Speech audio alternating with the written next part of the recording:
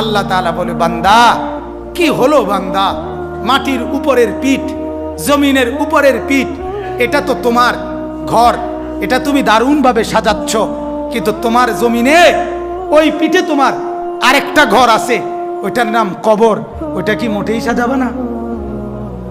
কথা বোঝেন নাই? এই যে এই পিঠটা, এই পিঠে অনেক লেখা, এই পিঠটা তো খুব সাজাইলা, এখানে মাঝখানে একটা ডিজাইন, এখানে একটা ডিজাইন, এখানে একটা ডিজাইন, এখানে একটা ডিজাইন। আল্লাহ বলেন এটা তো সাজাইলা চমৎকার, কিন্তু এই পিঠটা তো একদম খালি।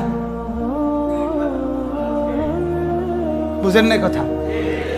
এই কাগজের এই যে দুইটা পিঠ, বলেন তো এটা এটা থেকে আলাদা করা যায়?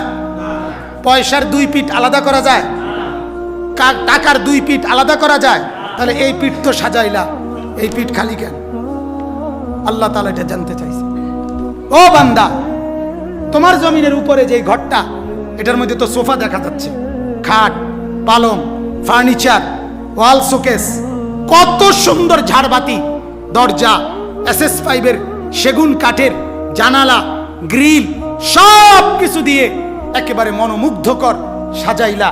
এটা এত চমৎকার সাজাইলা, ওই পিঠে যে তোমার আরেকটা ঘর আছে কবর, সেটা সাজাইবা না? অথচ এটাও মনে রাখবেন, তোমার এই ঘর যেটা তুমি এখন সাজাইলা মাটির উপরে, জমিনের উপরে, এটা তুমি একজনে যদি পুরা সাজাইয়া